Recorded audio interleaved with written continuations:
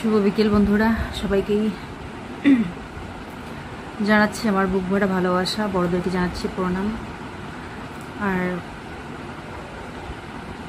Blog আমার shoot করা আছে আগেরই, কিন্তু সেগুলো এডিট করা, ছেড়ে দেওয়া এইসবের একদমই মন মানসিকতা নেই। আসলে জোর পাচ্ছি না যে ভিডিও এডিট করব, আপলোড করব, এই সমস্ত কিছু হচ্ছে না এই মুহূর্তে আমার দ্বারা।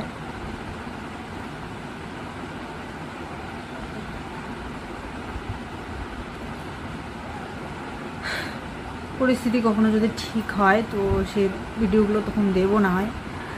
এখন এই মুহূর্তে এডিট করতে পারছি না। তোমরা অনেকেই আছে যারা আমার রোজ ভিডিও দেখতে চাও। দিদির ওখানে বলেছো যে ওকে বলো যেন রোজ একটু না একটু করে আমাদেরকে আপডেট দেয়, বিশ্বভাই কেমন আছে, কি পরিস্থিতিতে আছে, ওরা কি পরিস্থিতিতে আছে। কিন্তু আমি দিতে পারছি না গো, রোজ ওই একই রকম হচ্ছে। ওসবই দেখছি, ওই সমস্ত কিছু আপডেট কি হচ্ছে না হচ্ছে ওসবই দেখছি। আর মাথাটা খারাপ হয়ে রয়েছে, তো তার জন্য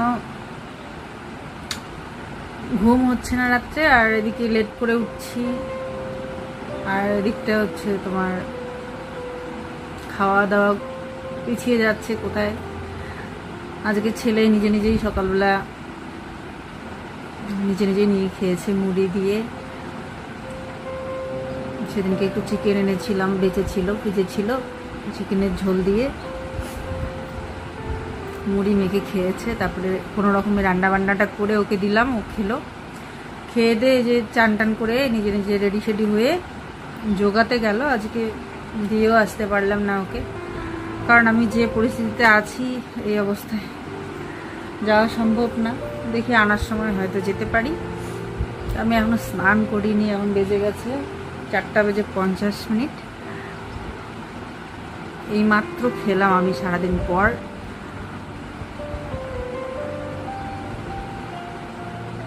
একদমই ইচ্ছে করছে না, খাওয়া দাওয়া কোনো কিছু একদমই ভালো লাগছে না। ও ফোন করলো, ফোন করে বকা দিচ্ছে এখনও কেন খাওয়া হচ্ছে না, দুপুরবেলা করছো ব্রেকফাস্ট, রাত্রে মানে দুপুরবেলার খাওয়া খাবে রাত্রে, এই সমস্ত কিছু করে ও বকা দিচ্ছে। আর তারপর গিয়ে ঝটপট করে এই যে খাওয়া দাওয়ার ব্যবস্থা করে আমি খেলাম।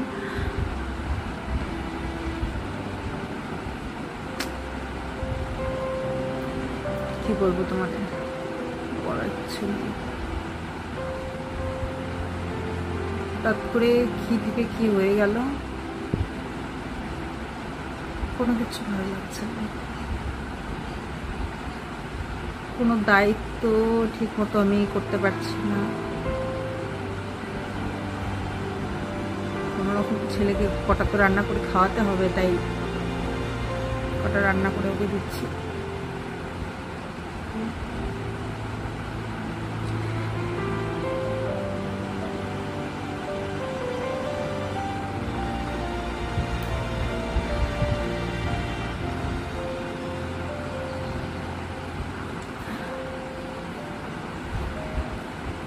বলছো ও কেমন আছে?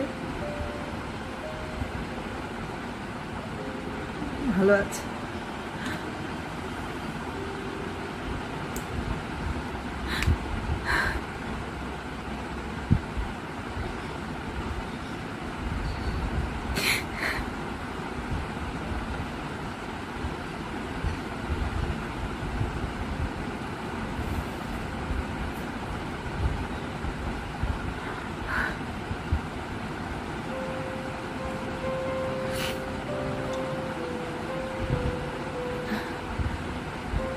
ভালো আছে, তোমরা জানো।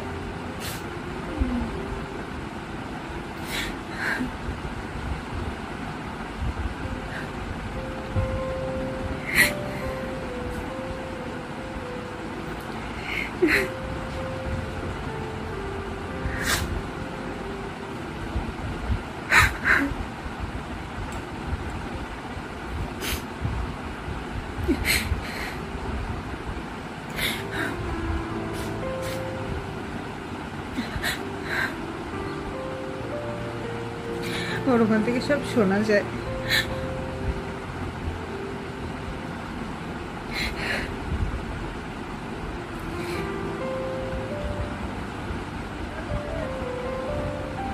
ওর ওখান থেকে সব শোনা যায়, লাইটিনিংও দেখা যায়।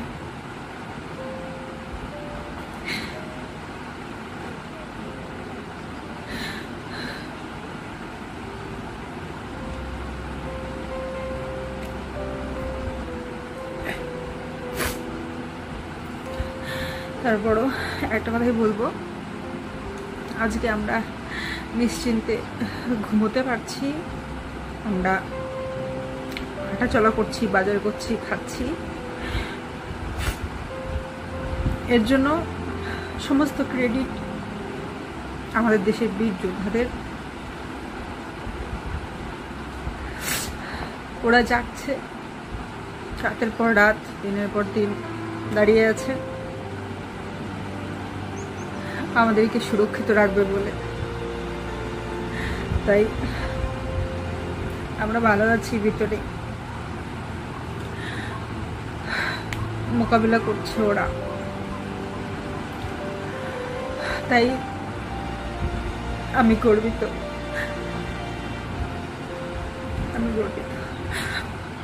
আমাদের সমস্ত বীর যোদ্ধাদেরকে নিয়ে আমরা গর্বিত।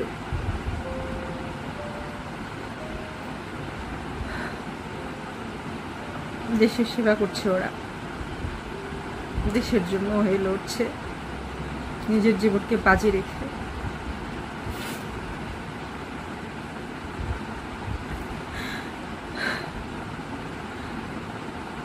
হ্যাঁ, আমি গর্বিত।